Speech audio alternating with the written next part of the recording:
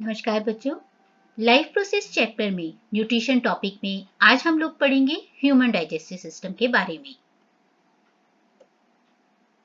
सबसे पहले हम सभी एंजॉय करेंगे एक animated video which is showing the movement of food in different parts of the alimentary canal.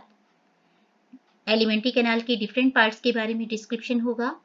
Human digestive system के डिफरेंट पार्ट्स, उनका स्ट्रक्चर और फंक्शन क्या है, इसके बारे में हम पढ़ेंगे।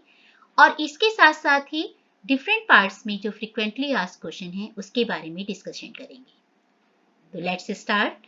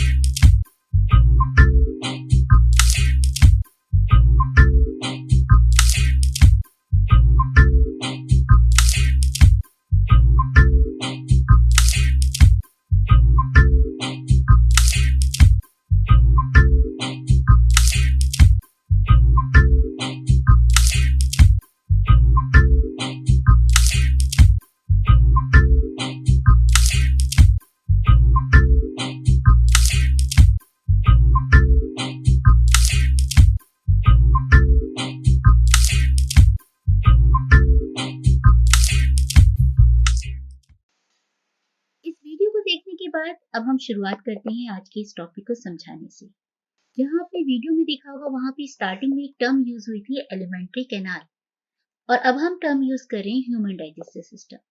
तो हैं क्या ये दोनों चीजें, पहले समझते हैं इनका डिफरेंस। एलिमेंट्री कैनाल में आप देखिए हमारे माउथ से लेकर food pipe, stomach, small intestine, large intestine और एनस, यहां तक लगातार एक लॉन्ग ट्यूबुलर स्ट्रक्चर है, एक कंटिन्यूटी में स्ट्रक्चर है, और इस स्ट्रक्चर को, इस ट्यूब लाइक स्ट्रक्चर्स को हम कहते हैं एलिमेंट्री कैनाल। और जब हम कहते हैं डाइजेस्टिव सिस्टम, तो आप देखेंगे इसी एलिमेंट्री कैनाल्स के साथ कुछ डाइजेस्टिव ग्लैंड्स जुड़े हुए हैं। जैसे बकल कैविटी के पास आप देखेंगे सलाइवरी ग्लैंड है, स्टमक के पास ही आपको दिख रहा होगा लीवर है जो कि स्मॉल इंटेस्टाइन से जुड़ रहा है। यहाँ पे लीफ लाइफ स्ट्रक्चर रहता है पैनक्रियाज, ये भी किससे जुड़ा हुआ है, स्मॉल इंटेस्टाइन से। तो ये सारे डाइजेस्टिव ग्लैंड जो हैं ये जुड़े रहते हैं एलिमेंट्री कैनाल के साथ, और इन डाइजेस्टिव ग्लैंड से निकलते हैं डाइजेस्टिव जूसेस, और ये डाइजेस्टिव जूसेस ही एक्चुअली में खाने का डाइजेशन करते हैं। Digestion means breaking down of complex food material into simple molecules which can be easily absorbed in our body। तो अब हम शुरुआत करेंगे डाइजेस्टिव सिस्टम से। हम इसमें एलिमेंट्री कैनाल के सभी पार्ट्स और सभी डाइजेस्टिव ग्लैंड, उनके जूसेस के बारे में पढ़ेंगे। इसी डायग्राम से रिलेटेड जो एग्जाम में, बोर्ड एग्जाम में क्वेश्चन आता है, draw well label diagram of human digestive system. तो आपको डायग्राम में ये बॉडी बनाने की जरूरत नहीं है, आप सिंपली माउथ से एनस तक की कंप्लीट ट्यूब, सारे ग्लैंड्स और उनका लेबलिंग। लेबलिंग हमेशा बेटा याद रखें, कोई भी डायग्राम बनाते हैं, जब आप उसकी प्रॉपर लेबलिंग करते हैं तभी उसकी एडवांटेज आपको मिलती है। तो let's start with human digestive system. First part of digestive system is mouth and buccal cavity. Mouth से जब हम खाना खाते हैं तो ये हमारा फर्स्ट स्टेप है होलोजाइक न्यूट्रिशन का, जिसे हम कहते हैं इंजेशन। जब खाना माउथ में जाता है तो माउथ में उस खाने के बड़े बड़े पीसेस को ब्रेक डाउन करने के लिए हमारे पास होते हैं teeth. There are 4 different type of teeth in our mouth and these teeth help in grinding and chewing of food. इसके अलावा बक्कल कैविटी में होती है टंग, जो आसानी से खाने को सलाइवा के साथ मिक्स करती है, टेस्ट में मदद करती है और स्वेलिंग ऑफ फूड में मदद करती है। अब ये सलाइवा क्या है? तो सलाइवा एक तरह का डाइजेस्टिव जूस है जो कि सलाइवरी ग्लैंड से निकला है और इसके अंदर जो एंजाइम है उसका नाम है सलाइवरी अमाइलेज, या फिर इसे हम पुराने समय में पटाइलिन नाम से भी जानते थे। एंजाइम जैसा कि आप लोग जानते ही हैं, एंजाइम ऐसे केमिकल्स होते हैं जो कि ब्रेक डाउन करते हैं कॉम्प्लेक्स फूड आइटम को स्मॉलर मॉलिक्यूल्स में। तो सलाइवरी अमाइलेज क्या काम करता है? स्टार्च जो कि एक पॉलीसेक्राइड है उसे ब्रेक डाउन करता है शुगर्स में, डाइसेक्राइड्स में। तो अगर आपसे पूछा जाए कि डाइजेशन कहाँ स्टार्ट हो रहा है, तो digestion process starts in the buccal cavity.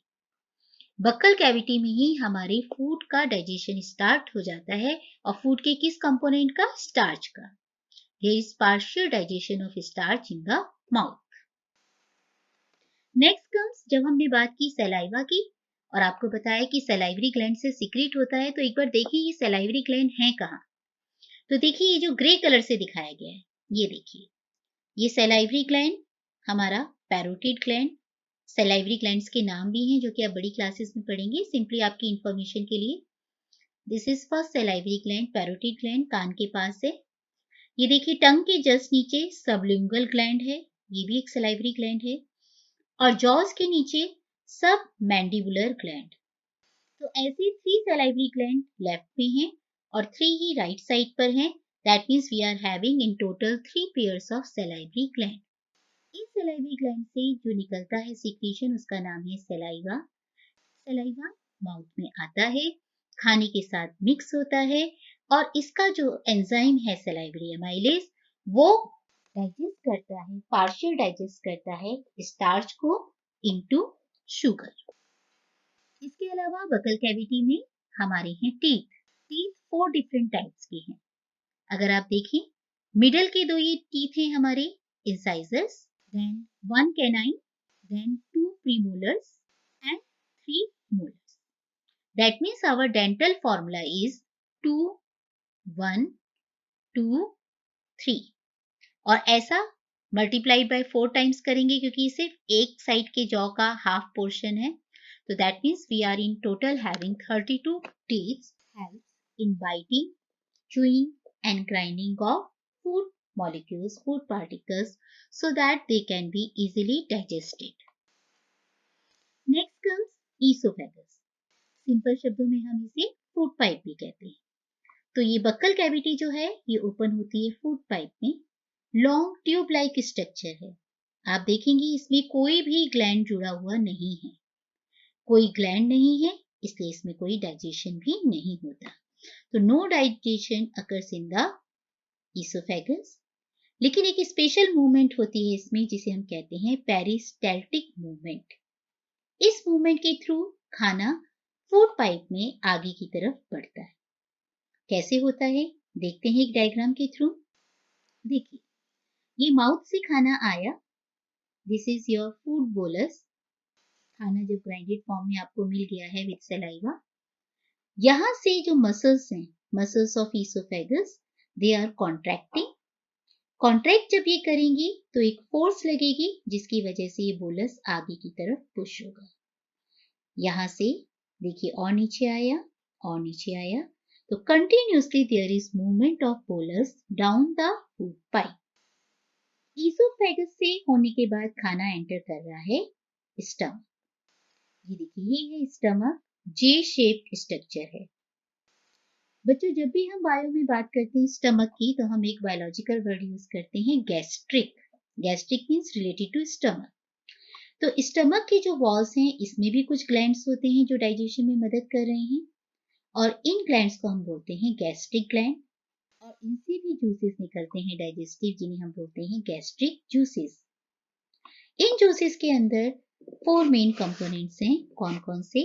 HCl, mucus, protein digesting enzyme pepsin and gastric lipase. चलिए देखते हैं एक एक करके कि इन सबका काम क्या है। सबसे पहले HCl। आप लोगों को जान के हैरानी होगी बच्चों कि हमारे स्टमक में जो हाइड्रोक्लोरिक एसिड निकल रहा है, उसका pH 1.5 के आसपास है। 1.5 pH होने का मतलब क्या है? ये हाइड्रोक्लोरिक एसिड बहुत ही स्ट्रॉन्ग एसिड है।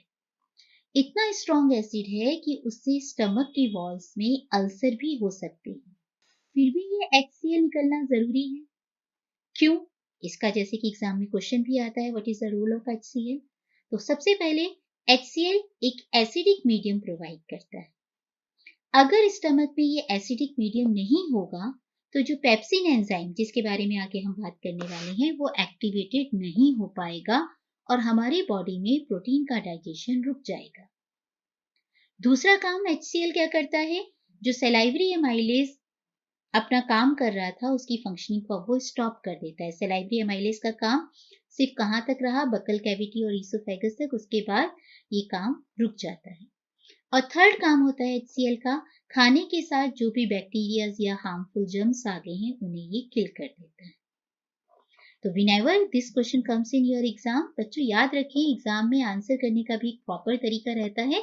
हमेशा आंसर्स जो आप लिखें पॉइंट्स में लिखें, इससे हमेशा आपको ज्यादा मार्क्स मिलने की उम्मीद रहती है। It is a scoring method. इसके बाद नेक्स्ट आ जाता है म्यूकस। सेकेंड कंपोनेंट जो गैस्ट्रिक जूस का था, वो म्यूकस। म्यूकस क्या काम कर रहा है? जैसे कि मैंने आपको बताया, एसिड बहुत स्ट्रॉन्ग है, हमारी स्टमक वॉल्स में अल्सर हो सकते हैं। तो म्यूकस क्या काम करता है? एसिड के निकलने से पहले ही पूरे स्टमक की इनर लाइनिंग जो है, वॉल्स हैं, उसके ऊपर एक प्रोटेक्टिव कवर बना देता है। तो इससे हमारे स्टमक को कोई भी नुकसान नहीं पहुंचता। तो mucus forms a protective layer on the stomach walls. Next comes जो थर्ड कंपोनेंट था गैस्ट्रिक जूस का, पेप्सिन एंजाइम। अब ये एंजाइम क्या काम करता है? या फिर दूसरा एंजाइम गैस्ट्रिक लाइपेज, वो क्या काम करता है? तो पेप्सिन एंजाइम का काम क्या होता है? It is acting on the protein. Protein हमारा एक मेजर न्यूट्रिएंट है, और पेप्सिन एंजाइम उस प्रोटीन को ब्रेक करता है पार्शियली और बनाता है पेप्टोन्स एंड पेप्टाइड्स। इसी तरह से गैस्ट्रिक लाइपेज जो है, वो फैट मॉलिक्यूल्स को कन्वर्ट करता है स्मॉलर मॉलिक्यूल्स में। So we can easily write the function of mucus and pepsin enzyme if it comes in our board exam. Stomach से पास होने के बाद खाना पहुंचता है स्मॉल इंटेस्टाइन। बच्चों, आपको ये फैक्ट पता होना चाहिए कि स्मॉल इंटेस्टाइन हमारी एलिमेंट्री कैनाल का सबसे लॉन्गेस्ट पार्ट है, सबसे लंबा। लेकिन फिर भी हमने इसे नाम क्यों दिया small intestine? Small refers to the width. अगर आप इसके डायमीटर के हिसाब से देखिए स्मॉल इंटेस्टाइन का डायमीटर छोटा है as compare to large intestine. Large intestine की विड्थ ज्यादा है, इसलिए इसे बोला गया स्मॉल इंटेस्टाइन। सबसे लॉन्गेस्ट पार्ट है, और यहाँ पे सिक्रीशन 3 जगहों से आ रहा है। पहला तो स्टमक से खाना मूव होके यहाँ पे आ ही गया है। सेकेंड, लीवर से सिक्रीशन आता है इसके अंदर, बाइल जूस, और पैनक्रियास से सिक्रीशन आता है, पैनक्रियाटिक जूस। यहाँ पर ही एक और इंफॉर्मेशन के लिए चीज, हर्बीवोर्स की हमेशा लॉन्ग होती है स्मॉल इंटेस्टाइन कार्निवोर के कंपैरिजन में। तो क्वेश्चन भी आता है एग्जाम में कि हर्बीवोर्स को लॉन्गर इंटेस्टाइन की जरूरत क्यों है? तो बच्चों, हर्बीवोर्स जो हैं, वो ज्यादातर प्लांट्स खाते हैं, और प्लांट्स का एक मेन कंपोनेंट होता है सेल्यूलोज। सेल्यूलोज को डाइजेस्ट होने में समय ज्यादा लगता है, इसलिए हर्बीवोर्स की स्मॉल इंटेस्टाइन लेंथी होती है as compare to carnivores. Next comes liver. ये मैंने आपको बताया था, लीवर जो है, ये हमारा एक डाइजेस्टिव ग्लैंड है और हमारी बॉडी का सबसे बड़ा ग्लैंड है, जिसमें से एक जूस सीक्रेट होता है जिसका नाम है bile juice. Liver bile juice को बनाकर गॉल ब्लैडर में स्टोर कर देता है। कहाँ है ये गॉल ब्लैडर? देखें, ये लीवर है हमारा और यहाँ पे ये बैलून शेप स्ट्रक्चर, ये है गॉल ब्लैडर। तो लीवर ने जितना भी बाइल जूस बनाया गॉल ब्लैडर में स्टोर कर दिया। अब जब भी स्मॉल इंटेस्टाइन में खाना आएगा तो गॉल ब्लैडर इस बाइल जूस को स्मॉल इंटेस्टाइन में पास कर देगी। अब ये बाइल जूस, इसका फंक्शन क्या है? तो बाइल जूस, सबसे पहले इसमें कुछ बाइल सॉल्ट्स होते हैं जो कि हमारे मीडियम को एल्कलाइन बनाते हैं। अभी हम लोगों ने इससे पहला पढ़ा था स्टमक मीडियम कैसा हो गया था? एसिडिक, जो कि किसके लिए चाहिए था? पेप्सिन एंजाइम के लिए। लेकिन अब जो एंजाइम है हमारे स्मॉल इंटेस्टाइन में वो एसिडिक नहीं, एल्कलाइन मीडियम में काम कर रहे हैं। तो बाइल सॉल्ट्स उस मीडियम को चेंज करते हैं। दूसरा काम क्या करता है बाइल जूस? जो फैट के बड़े बड़े मॉलिक्यूल्स हैं, लार्ज ग्लोब्यूल्स ऑफ फैट हैं, उन्हें ब्रेक करके स्मॉल ग्लोब्यूल ऑफ फैट में कन्वर्ट कर देते हैं, जिसकी वजह से फैट का डाइजेशन आगे चल के आसानी से हो सके। नेक्स्ट ग्लैंड जो कि सीक्रेशन देगा स्मॉल इंटेस्टाइन को, वो है पैनक्रियास। देखिए ये येलो कलर में लीफ लाइक स्ट्रक्चर है पैनक्रियास का। पैनक्रियास से जो जूस निकलता है वो है पैनक्रियाटिक जूस।